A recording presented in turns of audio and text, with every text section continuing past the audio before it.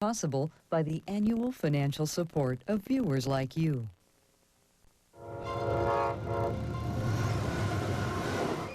For over a century, the railroad and the Rocky Mountains have challenged one another. Now, they offer an unforgettable experience. Look at the moose. There's a moose right there. Join us aboard a restored luxury train on a journey over the crest of America, through Colorado to the great spectacle of Yellowstone. Come with us into the Rockies by rail.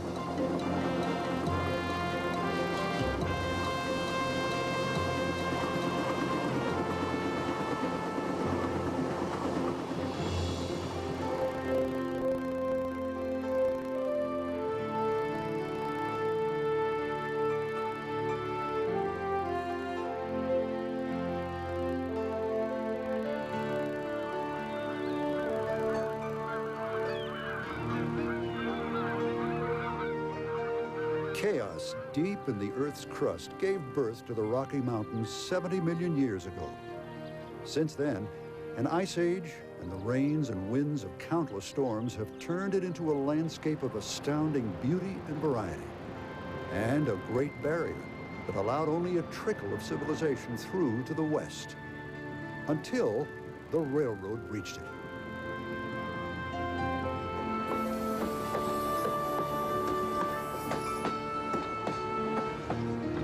The window of a train gliding through the Rockies looks out on slopes studded with prehistoric bones and on the ghosts of prospectors chasing dreams of gold.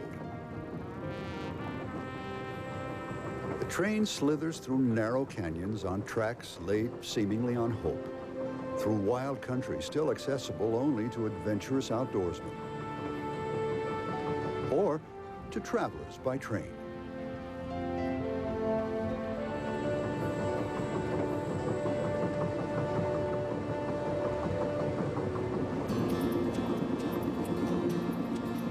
We're headed west on a route from Denver to Portland, Oregon.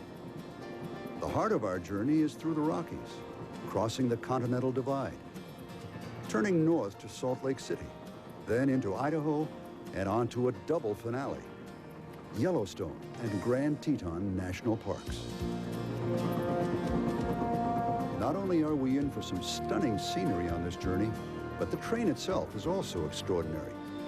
We're aboard a private luxury train of vintage Pullman cars called the American Orient Express, traveling a portion of the route of Amtrak's famous California Zephyr. Loaded with gourmet food, the train and its staff are ready to create the experiences of Americans a half-century ago, the romantic days of railroading, when many Americans got their first look at the Rockies from the window of a train. Well, it's kind of like stepping back in time. It's leisurely. You sit down, you have a drink at the bar, and you visit with people, and you learn things. When I grew up, I had an opportunity to see long freight trains, passenger trains go by, and it was always very thrilling. So I like to travel, and I love trains. We just retired. We've been working very hard for 37 years and wanted to get out and see the country. And I'm afraid to take a nap because I might miss something.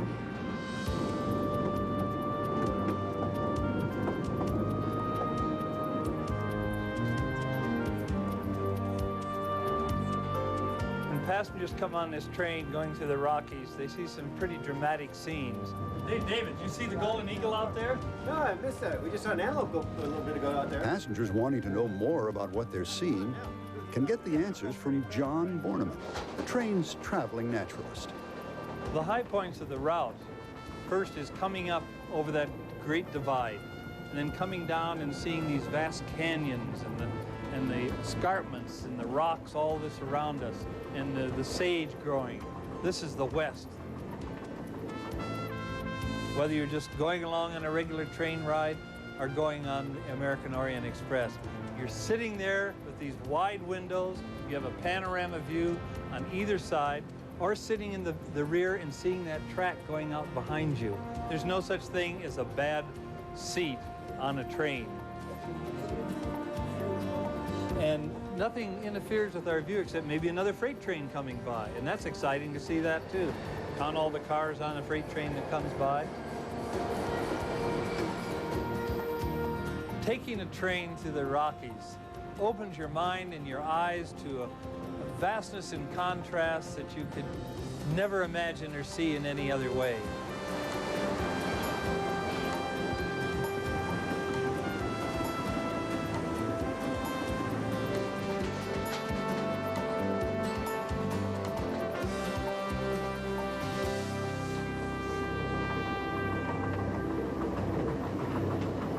The Rockies Variety Show begins even before we've settled into our seats. With Denver still in sight, the train is already snaking upwards. Mile-high plains begin to buckle and form the foothills of the Front Range, ripples of the great upheaval ahead. The terrain grows steadily rougher. We gain a mile in elevation in less than an hour and pass through the first of the 29 tunnels between Denver and the Continental Divide.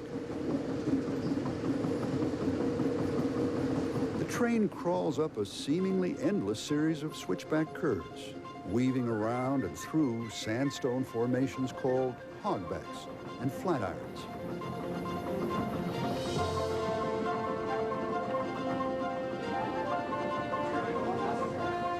Then, without knowing exactly when it happened, we realize the plains have disappeared behind us. We're in the mountains.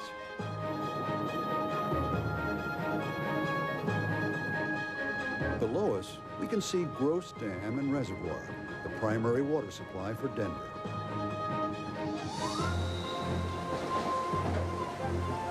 On our left, South Boulder Creek tumbles past us, full of melted snow from the mountains surrounding us.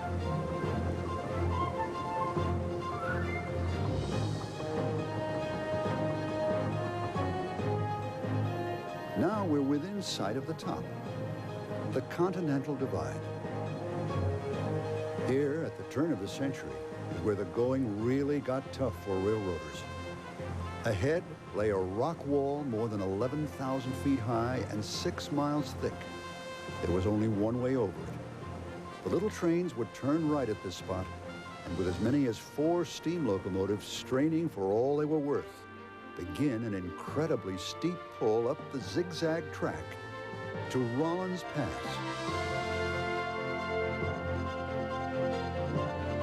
The 29-mile ordeal was called the Giant's Ladder. It took hours for a train to go over the pass, if it made it at all. In the summertime, it's beautiful. But for 6 months a year, or 7 sometimes, it was very miserable up there. You see the Continental Divide. Don Hulse is an Amtrak conductor and comes from a long line of Colorado railroaders. He knows every foot of this route and can tell a lot of adventure stories, especially tales of Rollins Pass. The snow drifts on Rollins Pass up to about 30 feet at times. Sometimes they were up there a month at a time in the wintertime trying to get the railroad open because of the snow slides, avalanches.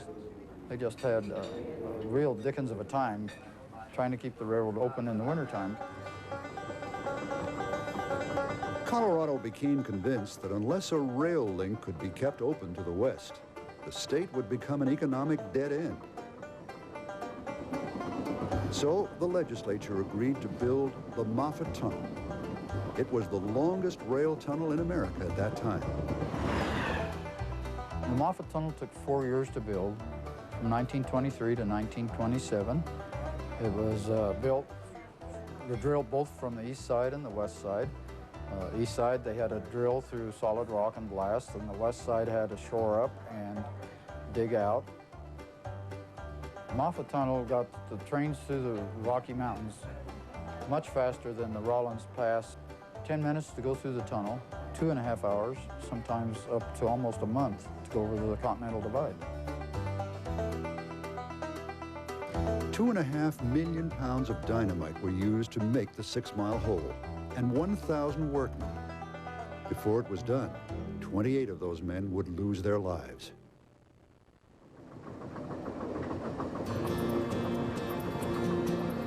Now, we speed under the Great Divide in no time. In the middle of the tunnel, we're at the highest point that American mainline passenger trains reach, even though we're still half a mile underground.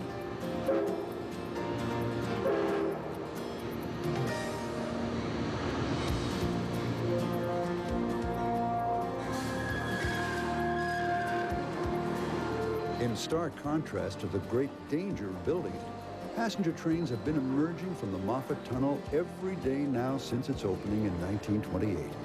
Over 70 years without an accident.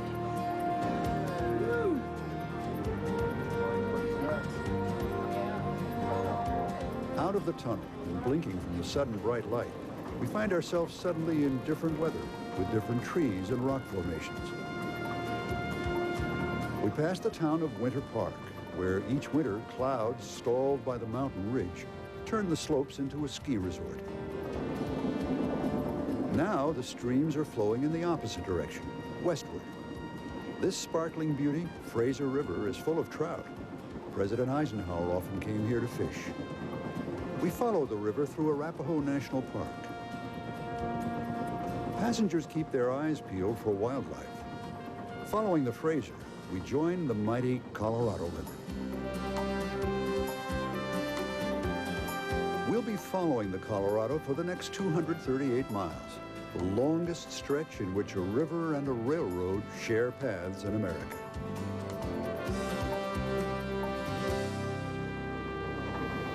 The Colorado is some river. It's only the 6th longest river in North America, but one is hard-pressed to name another in the world that has outdone it in creating natural wonders. This is, after all, the river that dug the Grand Canyon. The Colorado descends 10,000 feet on its way toward the Gulf of California in Mexico. And so, in some stretches, it's more like a waterfall than a river. Useless for navigation, but full of thrills for rafters.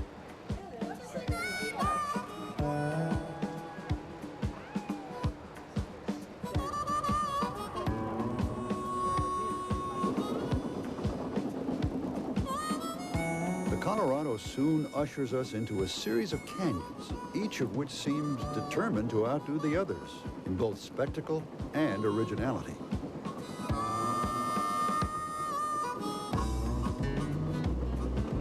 The first is Byers Canyon. It's a short, jagged canyon, which forces trains to screech around the sharpest mainline curve in the country.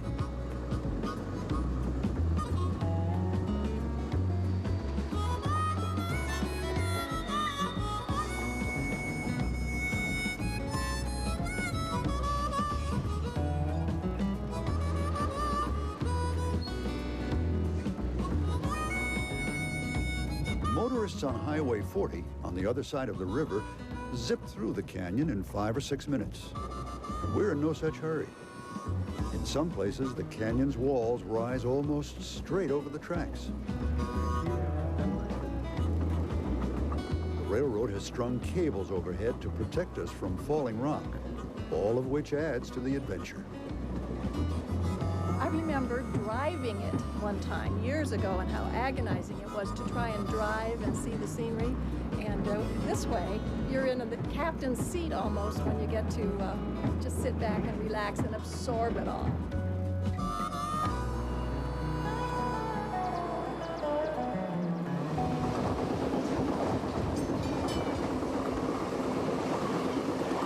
Clearing Byers Canyon, we find ourselves in Troublesome Valley.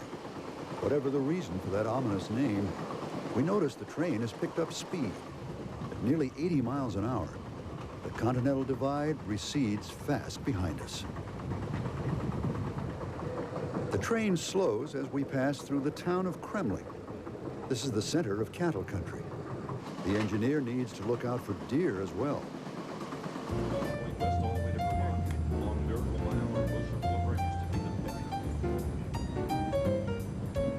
While passengers are taking it easy, a lot is going on up and down the train.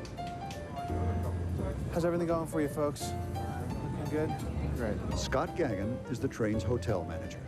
The train basically is almost a quarter-mile long, and to supervise what's happening over a quarter-mile span, it takes good planning, time management, and also walking back and forth throughout the train, checking with the different employees that you come in contact with as you walk the train, and also having the foresight to predict movement of the train, handling a bottle of wine, pouring a glass of wine, handling glassware, handling all the fragile items that it takes to run a hotel that is moving at 90 miles per hour down the track.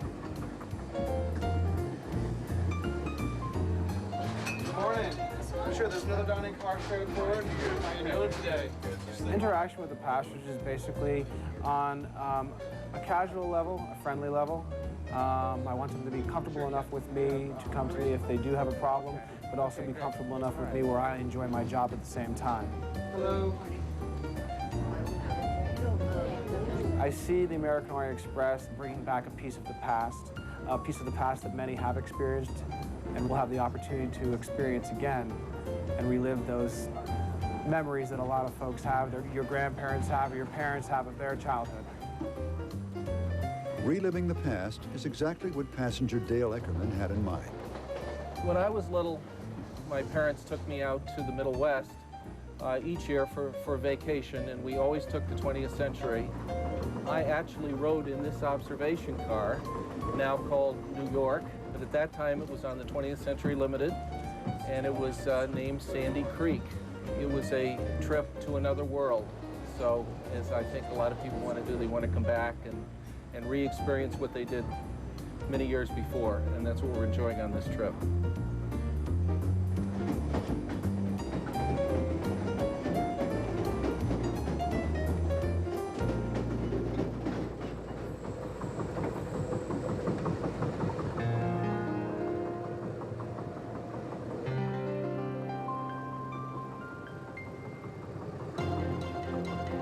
The momentarily placid Colorado River lures us gently into Gore Canyon, a stretch so rugged that construction engineers who planned the railroad thought seriously about abandoning the canyon and routing the trains up over the mountain range.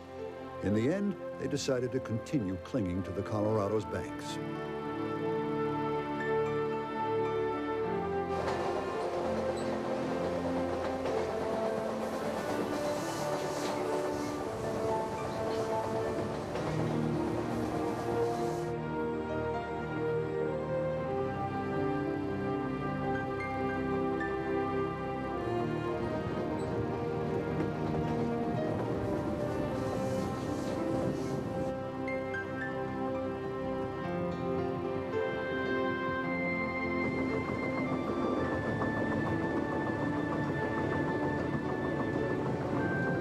Even today, there is no road through Gore, only railroad tracks.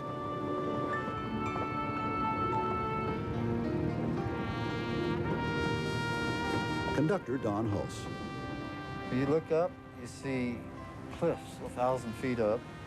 If you look down, you see some of the rocks that have come down are in the river, and they, of course, caused these rapids that are in the river. They don't allow rafting in this Gore Canyon unless they have a special permit. And you can see why. You can see it down in the water there. The rocks in the water, really treacherous. Looks like fun, but it's very treacherous.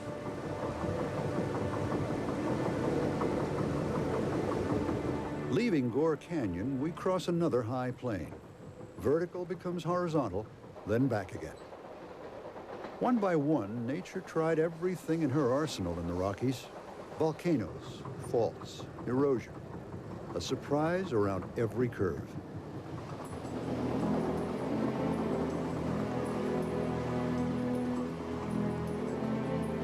And she's at it again in Red Canyon. In contrast to the towering rock walls of Gore Canyon, the riverbanks here lean gently away from the Colorado.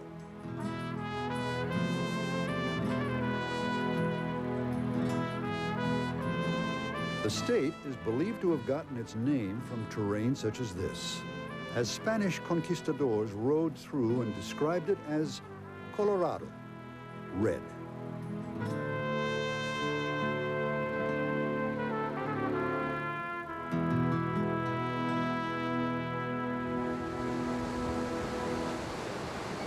Ladies and gentlemen, tea time. Where's your tea? Right here. Oh. Allow me. Ladies first, I would hope. And for you, Oh my, is that not the finest tea you've ever seen this side of England? Yeah. Excuse me, can I get you some tea? I'd love some tea. Okay, how would you like that? Lemon only. Just lemon? Just plain, miss. Okay. Please.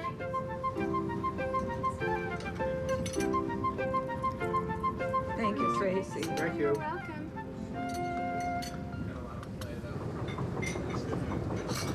The way to see this beautiful country is by train. When you fly, you see nothing. But here you see the beauty of the train, the awesomeness of engineering bridges and tunnels, which is amazing to me how they ever built it. Most amazing is how did people come across this vast land in a covered wagon and survive. That leaves me awestruck.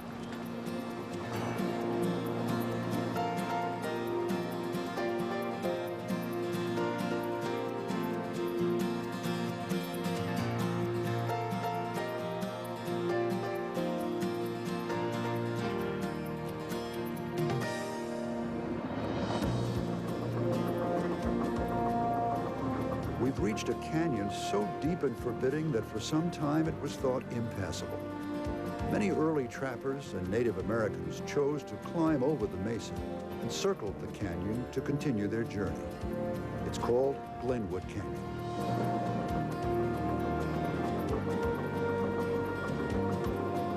Railroad engineers were the first to cut a permanent passageway along the base of the canyon. Today, it's also the path of Interstate 70, the last segment of America's interstate highway system, and one of the most elaborate and challenging to construct. For half an hour, we twist through this beautiful chasm.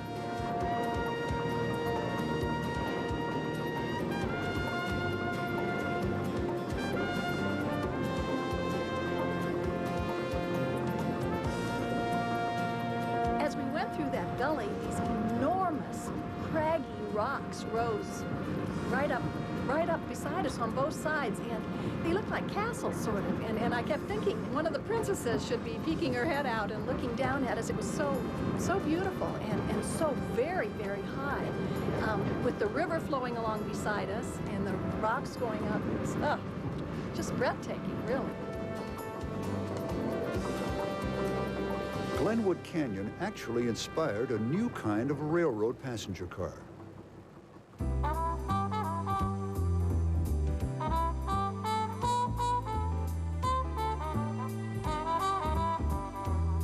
It was called a Vista Dome, a car with a glass canopy, tailor-made for travel in the Rocky Mountains, where the scenery is not just around you, but overhead. In 1944, a rail executive was riding through Glenwood Canyon in the cab of a Rio Grande locomotive. And he got to thinking, why can't people see what I can see from this engine? He got to Salt Lake City that night and spent most of the night in his hotel room drawing pictures of passenger cars, and eventually came up with the bubble top, and it is known as the Vista Dome car.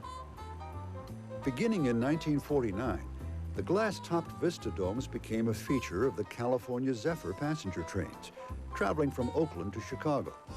And when the railroad promoted the cars, it was Glenwood Canyon we saw. Walls of pastel-tinted stone, formed by erosive wind and water into fantastic shapes, tower high above the river and the railroad.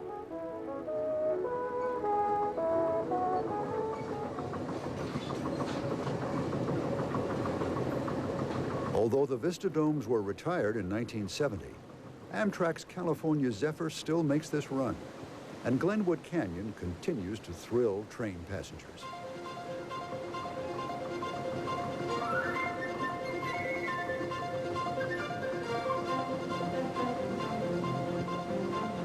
Our train emerges from Glenwood Canyon and cruises through the center of the town of Glenwood Springs, home of the world's largest hot water swimming pool and site of gunslinger Doc Holliday's grave.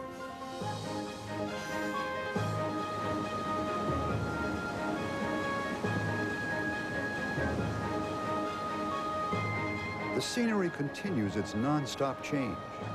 Forest gives way to sage and dunes that look like settings for a Western.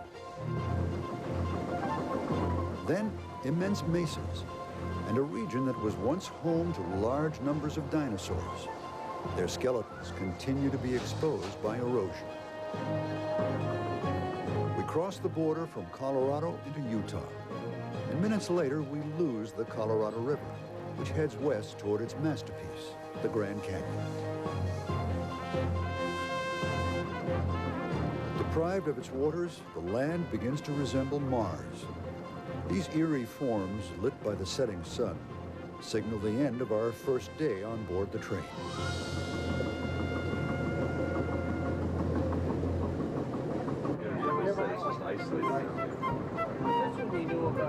As passengers relax, train staff converts the sitting rooms into sleepers.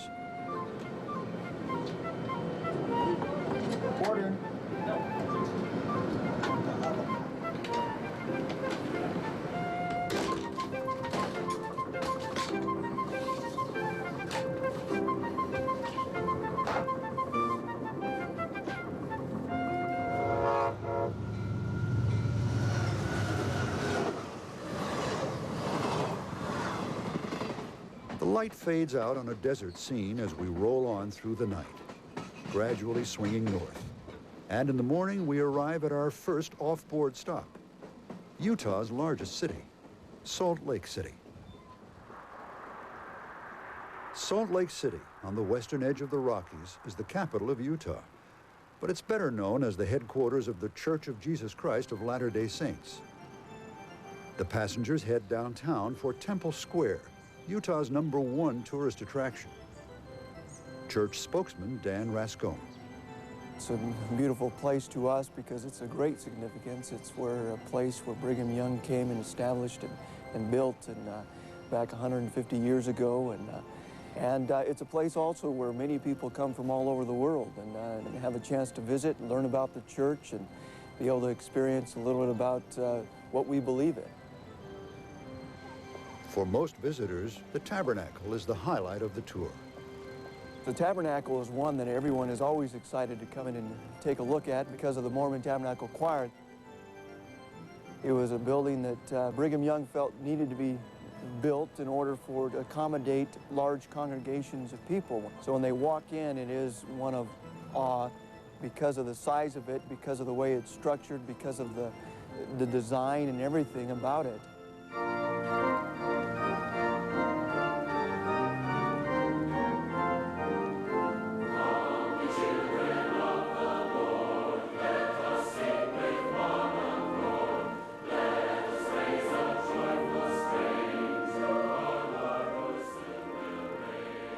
Welcome to the Tabernacle.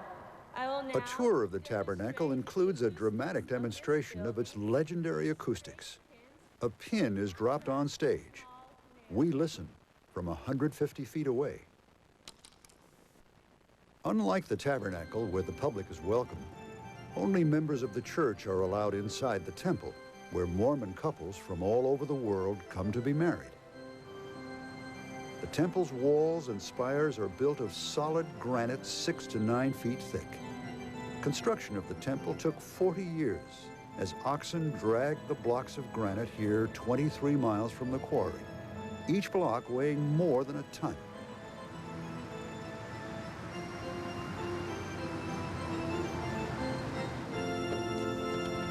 Temple Square's Family History Library is open to the public. It holds the world's largest collection of genealogical material. More than 2 billion names are on record, and visitors are invited to look through it, look for their own family's history without charge. Every day, about 2,600 people accept the invitation. Well, this is my 3rd visit. We come with a group, family history tour, and we stay a week. And my daughter usually comes with me, and this time my 2nd daughter's come also. Our name is Miller, and Miller's a hard one to search.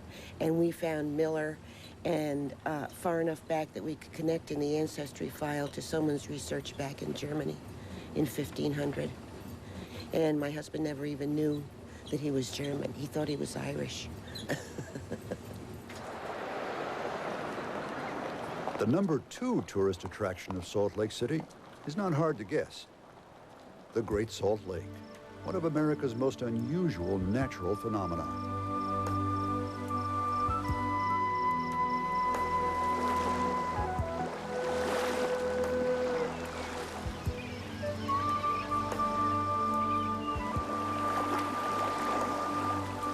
2,100 square miles of water, but don't try to drink it. Only the Dead Sea is saltier than this lake. It averages 5 times saltier than the ocean. That's because it has no outlet. Salt and other materials carried here by rivers and streams simply stay, while the water that brought them evaporates. To learn more about this lake, we cross a 7-mile causeway to the middle of it. Antelope Island State Park. Tim Smith is the park manager. Great Salt Lake, often erroneously referred to as a Dead Sea, while it doesn't have a large number of species, it really only has 3 different ones: algae, brine shrimp, and brine flies, but incredible numbers. Like the lake that surrounds it, Antelope Island seems desolate, but isn't. Several kinds of wildlife live here. The island's namesake, for one, the pronghorn antelope. And enough birds stop off here on their migration to satisfy Alfred Hitchcock. And seemingly out of place, a herd of bison. By the late 1800s, civilization had driven these animals to the brink of extinction. So in 1893, some Utah conservationists brought 12 of the animals to this island, hoping the surrounding lake would insulate them and allow the little herd to grow. The 12 bison are now 600.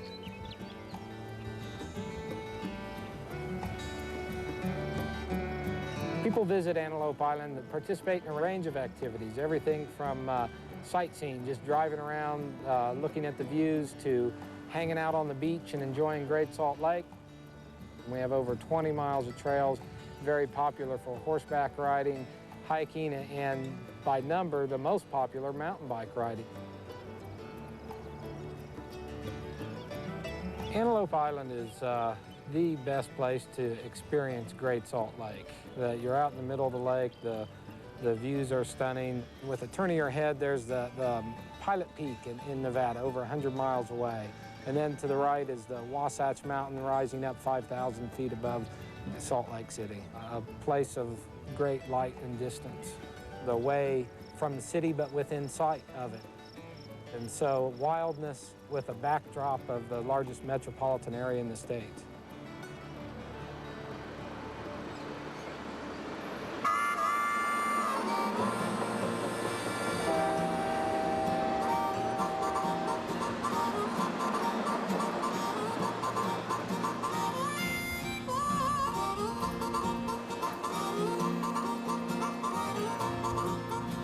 We're back on board the train, weaving north and west along the foothills of the Rockies Wasatch Range.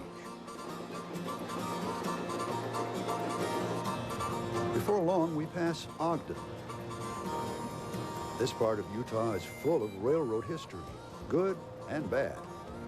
Train robbers were once frequent visitors to the area. It was just north of Salt Lake City in 1869 that the Central Pacific Railroad, laying tracks from the west, and the Union Pacific crossing the Rockies from the east, met. They drove a golden spike, signifying the first link between the Atlantic and the Pacific by rail.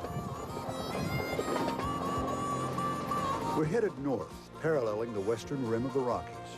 We'll cross into Idaho and follow the Snake River to our final Rocky Mountain stop, near the entrances of Yellowstone and Grand Teton National Parks.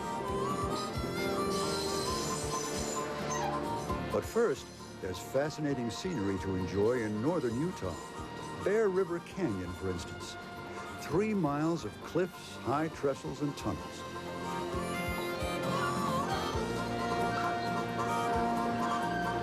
At the base of the canyon is Cutler Dam.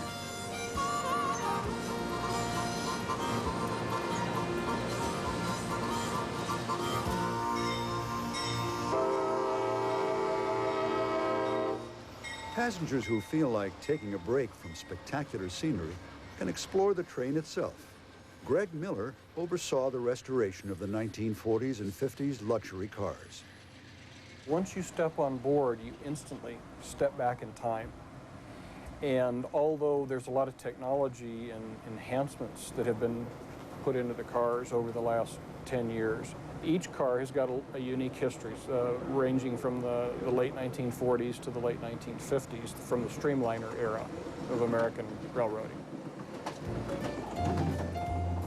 This is the Washington sleeping car, built in 1950 for the Chesapeake and Ohio Railway.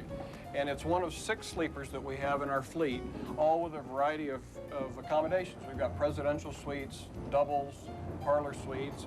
In fact, here is one of our single double combinations. As you can see, it's got the old traditional Pullman berths and in-house accommodations, the mirrored sink.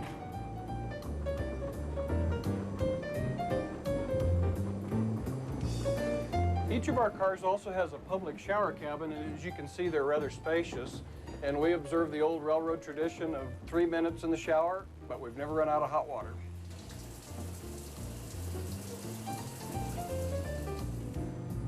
This is one of our presidential suites, and as you can see, it's mahogany paneled, as are the rest of the suites. It's got 2 lower beds, private shower, and the Art Deco fixtures, which give it a little bit of distinction. This is the pride and joy of our fleet, built in 1948, and it was one of 2 built for the 20th Century Limited with the deep windows. It's a magnificent viewing platform. You've got the back windows. It's a grand observation lounge. This is our Seattle Club car, built for Union Pacific back in 1954, and like all of our cars, completely rebuilt from the ground up. Baby grand piano, a library. It's a great place just to relax, read a book, listen to some music, and enjoy the scenery outside.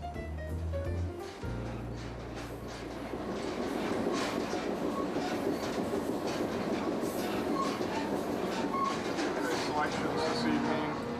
We have a seared beef tenderloin. It's served with a sauce of shallots, brandy, and gorgonzola cheese. Ah, yes, the meals. Never mind the mountains, canyons, and buffalo herds, and Yellowstone can wait. Dinner on this train is a very big deal. Executive Chef Carl McConnell is in charge of the meals aboard the American Orient Express. We try to adapt them to what area of the country that we're in. You're going through the west, southwest, so you'd like to feature some southwestern cuisine. In the south, you'd like to feature southern cuisine. When you're in New Orleans, you want to feature Creole cuisine, but we try to do it with a different twist here. By the way, it looks very beautiful, Sean.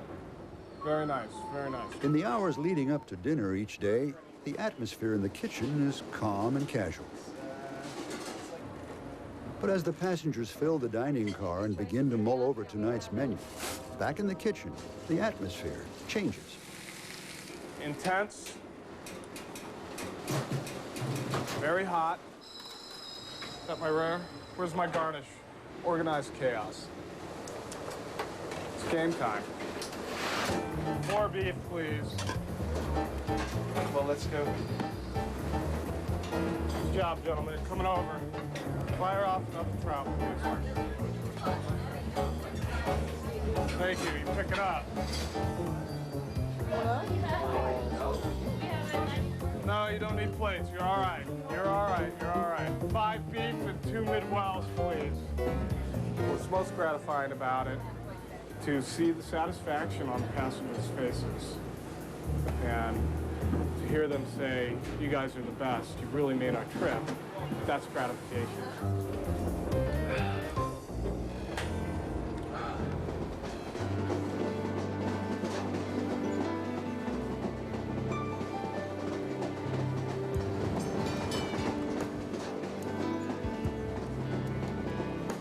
What an ambience this rolling gourmet restaurant provides with its meals, the artwork constantly changing. And when the meal has been served, crew members and passengers alike become sightseers. Twilight is often a particularly good time for it. Oh, look at the moose. There's a moose right there. Check it out. Oh my God, he's swimming.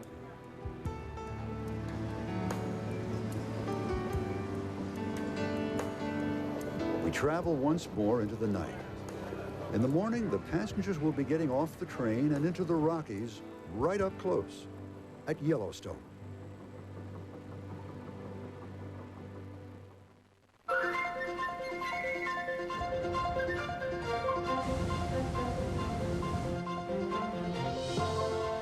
going off?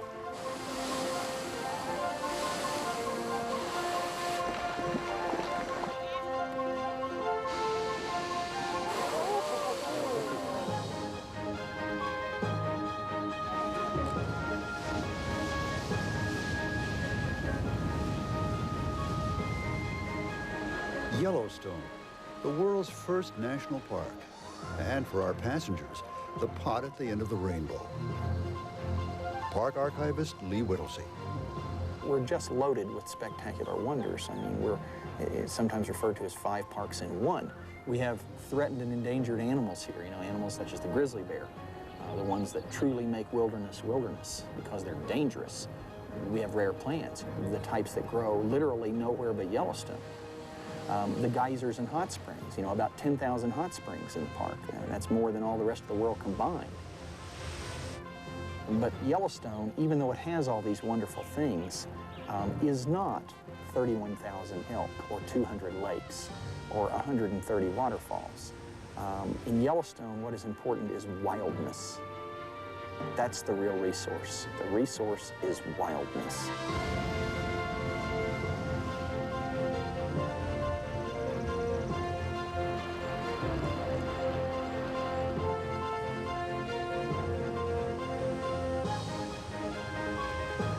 When fur trapper John Coulter returned from Yellowstone in 1808 and told about bubbling mud, underground fires, and erupting springs, most people thought he was making it up. 75 years later, visitors began to arrive in numbers, the same way we did, by train.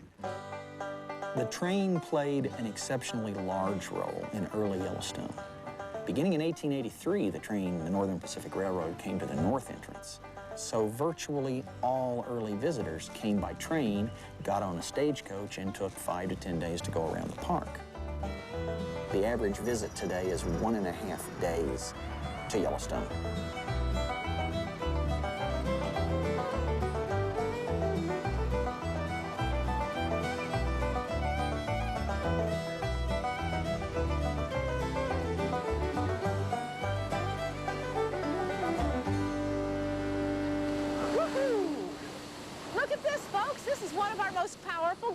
And it's erupting for you all.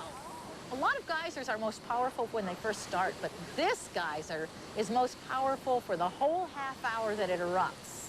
So Ranger Ann Deutsch has been at Yellowstone for 9 years. this place is different. This place is special. It's specially wild. It's specially intact. It's still a functioning ecosystem. And then the geysers, to see the power of geology happening in front of your eyes. I've seen new geysers start. I've seen geysers quit. And here we tolerate the fact that nature is more powerful than we are. It's a wonderful lesson. Rudyard Kipling called Yellowstone 3,000 square miles of freaks of fiery nature. Here at the Fountain Paint Pot, we get to see several of the freaks at once. Blue water, refreshing looking, but scalding from subterranean fires. Fumaroles, steaming earth.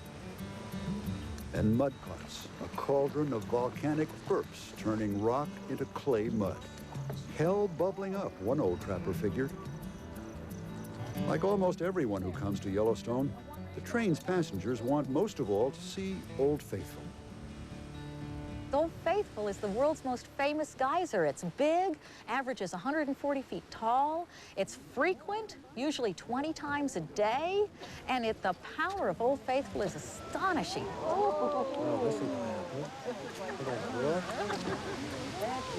I've seen Old Faithful over 10,000 times, and I like it more than I'd ever liked it before, because the more often you see it, the more you see the subtle differences.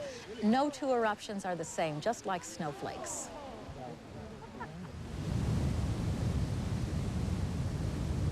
There are over 130 waterfalls in Yellowstone, each one worthy of a park all by itself. Two big ones are here, in the Grand Canyon of Yellowstone. More than 20 miles long and 1,500 feet deep. The canyon isn't quite the size of its namesake, but even more colorful. Iron oxide and silica in the decomposed lava walls have smeared the rock with colors. The Yellow River continues to erode the canyon, sending up to 63,000 gallons of water per second over the brink of Lower Falls.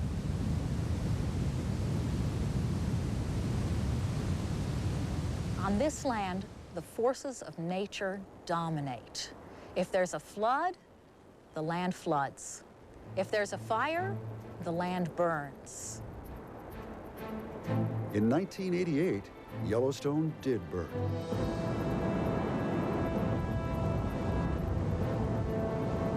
The biggest firefighting force ever assembled on our continent for a wildland fire was assembled right here in Yellowstone, but they weren't able to stop it. With those big winds that were blowing in 1988, small sparks would be blown from one burning area into an area that hadn't started yet, and those small sparks would start new fires. So even though 21,000 firefighters took shifts in Yellowstone, it wasn't enough to stop the fire. They did an excellent job saving buildings and saving lives. But the forest was ready to burn, and the new generation of trees was waiting to have their chance.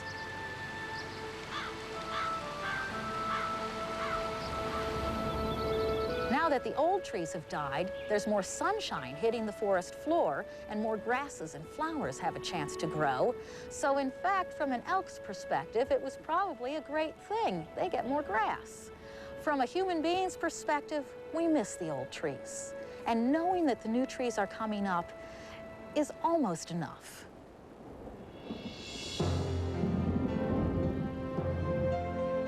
Yellowstone is a high mountain habitat where the wildlife clings to life. Life is hard here. This just happens to be the place on our continent where the wildlife wasn't extinguished by our advancing civilization. It's a remnant of what used to exist across our great continent. If you want to see what wild United States was 1,000 years ago, you can see it right here in Yellowstone.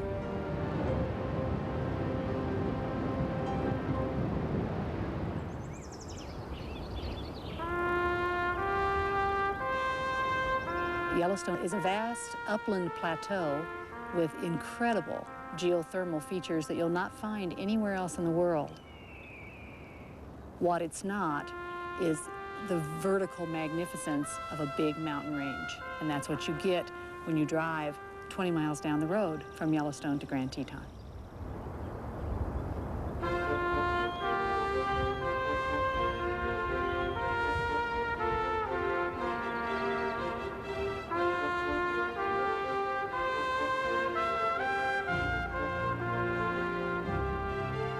Mountains are inspiring. Mountains are like great cathedrals. I think it's that feeling of, I'm a human being and I'm really different from all of this, but I'm very much a part of it. I'm just not the biggest part.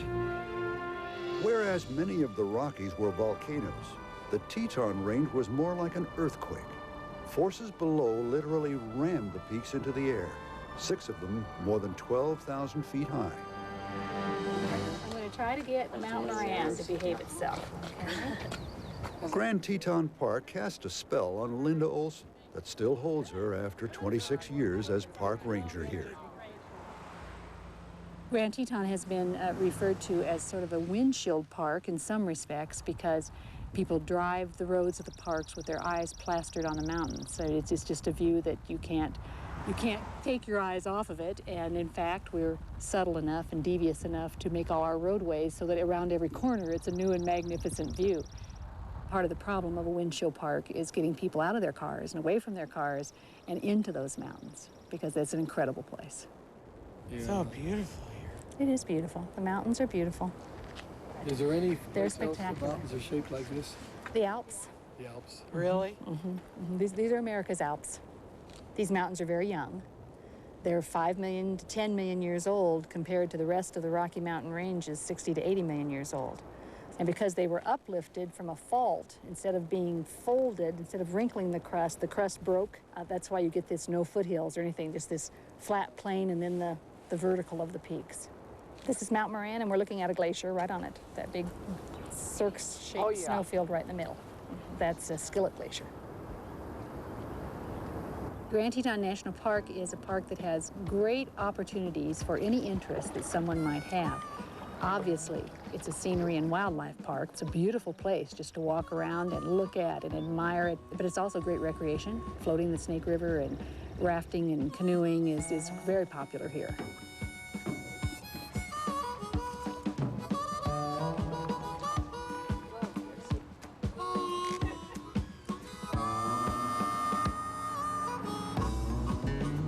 The wildlife here is incredible. Grizzly bear to little ground squirrels that you see running around your picnic table when you're having lunch. So a vast array of wildlife, bird life. It's a great natural area. The valley floor is a great sagebrush plain, and you think that's going to be dry, and you get out there and you see wildflowers like lupin and the balsam root that's blooming now, later the scarlet gilia, the vast array of a palette of wildflower colors. It's a great visual park. Just outside Grand Teton Park is the town of Jackson, Wyoming. Once a fur trading center, Jackson turned itself into a boom town, catering to skiers and tourists year-round. Passengers stroll its boardwalk and scatter into the shops. Jackson is our major gateway city for this park. It's western. It has great big antler archers on the corner of the town square because the elk is such a predominant animal here. It retains a western flavor, and yet it's got big town stuff. It's got music festivals, orchestras, it's got incredible art galleries, and yet even though it has kind of that international big city flavor to it, it's a very friendly community. And probably the most spectacular place in this park, and the place that every visitor goes to, they cannot go there, is Jenny Lake. Jenny is a spectacular, oval, brilliant blue sapphire that sits right at the heart of the Tetons. Jenny is one of the string of Piedmont lakes, valley lakes, that lie at the base of the range, and they lie at the end of a canyon where the glaciers have come down the canyon, scoured out a big hole, and then when they melted, filled that hole with water, and now it's fed, of course, by snowmelt and mountain streams. I've been in this area year-round since 1972. So the Tetons are home, and when I'm away from home, I miss them so dramatically. It's a longing, pulling at your heart because you're not with those mountains. This park gets about 50% repeat visitors because it calls them back, just like it does all of us. These are friendly mountains, and what they do is they become a part of you. You can't resist returning to the mountains.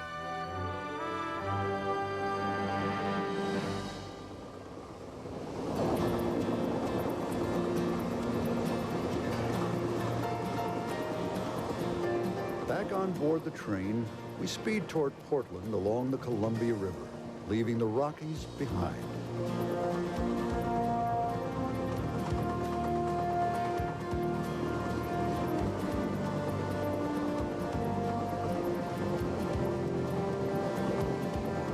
Each passenger seems to be left with something different to remember. Right now, there's a certain nostalgia. When you get to the end of a train ride, you always feel a little blue. I can sit here all day long just looking out the window. It's like a picture postcard, just seeing everything go by, but at a slower pace. The planes was the most enjoyable part. I could watch the train as it would make the various turns. Something about a train that's very soothing and very satisfying for me. I love train travel.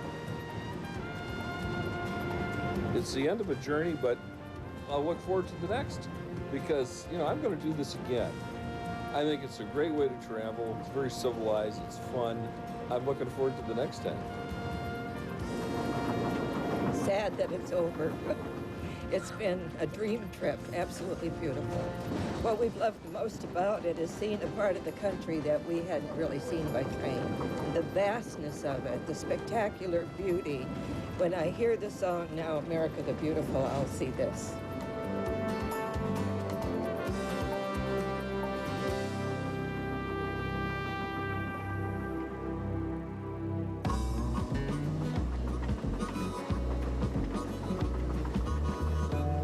stay tuned now for the award-winning series Nature as they take a look at the gremlins in the forest. That's next here on WOSU TV 34.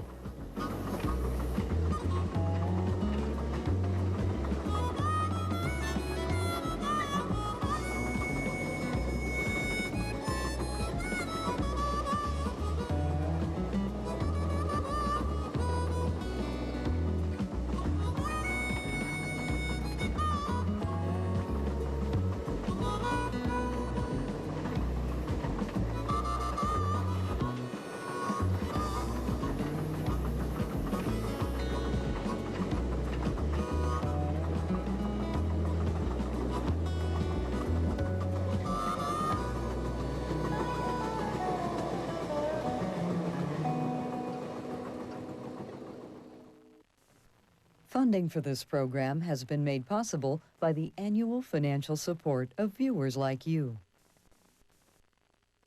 For a video cassette of the Rockies by rail, please call 1-800-942-2676 or write to the address on your screen. The price is $19.95 plus $3.95 shipping and handling. Credit cards are accepted. This is PBS.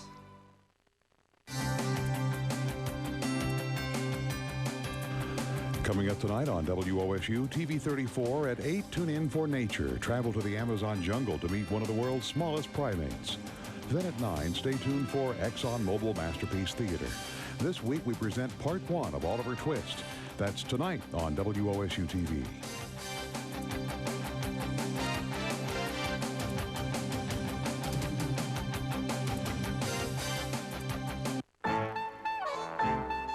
Hi, I'm Chris Jussel. Join Antiques Roadshow as we continue our visit to Des Moines, Iowa. I'm going to plug it in and we'll watch it get hot. Another great hour of antiques and heirlooms and the stories behind them. So you're looking $10,000 to $11,000 for the entire package. Antiques Roadshow from Des Moines on this public television station. Explore America's treasures tomorrow night at 8 on WOSU TV 34. It must be attacked on all fronts. A tragedy of enormous proportions. They're victims of a political ideology that isn't worth It's one of the gravest problems facing us in the United States. ruined millions of lives and has not stopped the illegal consumption of drugs. No rules, no boundaries, no end. Drug Wars, a Frontline special series in collaboration with National Public Radio. Don't miss Frontline tomorrow night at 9 on WOSU TV 34. Home to the gods. The seat of power. The dome represents the sky. And epicenter of culture? Join author-illustrator David Macaulay and experience the grandeur and wonder of domes. Next time on Building Big. Be sure to tune in Tuesday night at 8 on WOSU TV 34. Just a friendly reminder about my upcoming comedy special on PBS, next time live from New Orleans. That's right, I'm going from Washington, D.C. down to New Orleans. You might say I'm going to the Big Easy from the Big Difficult. Coming down to Louisiana to thank you all personally for Edwin Edwards. Catch Mark Russell's hilarious political satire Wednesday night at 8 on WOSU TV 34. Every season of great performances has an opening night, and by long tradition, ours is at Carnegie Hall. Join us when the Cleveland Orchestra, conducted by Krzysztof Fondohnany, and special guest Maurizio Pollini take center stage in the Hall of Great Music. From the home of great performances, it's Carnegie Hall Opening Night 2000, and the pleasure is all yours. Wednesday night at 9:30 on WOSU TV 34.